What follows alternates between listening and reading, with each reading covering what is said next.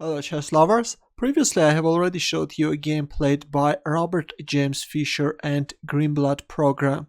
Here is another game from that free game match. Greenblatt program is on the white side and it started with e4, c5 by Bobby Fischer, Sicilian defense, knight f3, g6.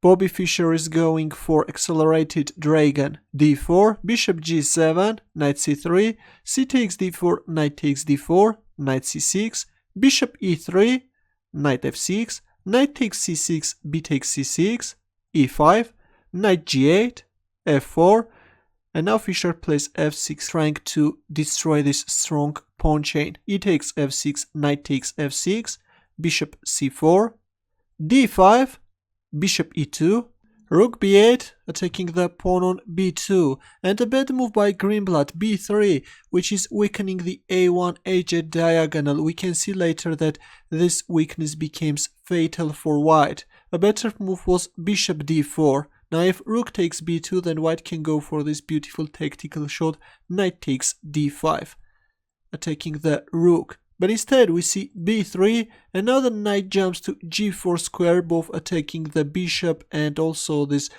knight on c3 is attacked. Bishop d4. Fischer played e5, but actually he missed another strong move. Can you find the best continuation for black? Ready?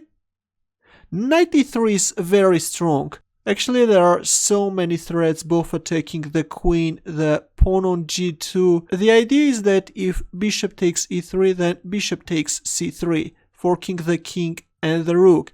But also there is another very dangerous threat. If, for example, queen d2, then black can capture on d4. And now if queen takes d4, then knight takes c2 check is winning.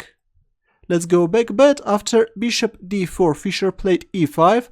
F takes e5, black castles, controlling the f file and not allowing white to castle. Bishop takes g4, queen h4 check, g3, queen takes g4, and we see the exchange of bishops. Now white played a very bad move, rook f1. It was better to play, for example, h3 and kick away this bishop and then castle queenside. But this rook f1 gives black an easy chance to gain advantage. Here comes rook takes f1, king takes f1, and a strong move by Fischer, c5, luring away this bishop in order to win the pawn on e5. White played bishop f2, but Fischer is now simply capturing on e5. Now the knight on c3 is pinned. Bishop e1, rook f8 check, and with this beautiful rook maneuver, Fischer is intensifying the pressure on c3, h3, and Fischer captures on c3. Bishop takes c3, bishop takes c3, rook f1, bishop f5, and now Fischer has a strong bishop pair.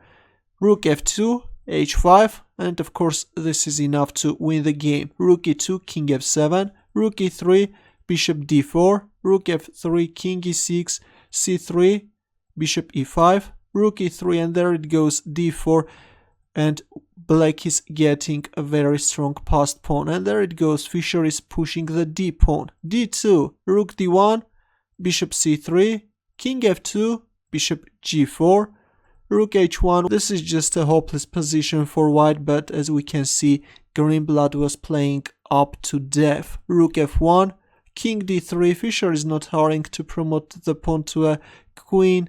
The king is coming to support the pawn. King g2, and now comes this beautiful bishop h3 check, winning the rook, b4, d1 queen, and now comes queen e2 check and queen g2 checkmate. Actually, we could see that Greenblatt was playing terribly and was not managing to go deep into variations. And Fischer, of course, punishes the computer for that. I hope that you enjoyed this game. Good luck.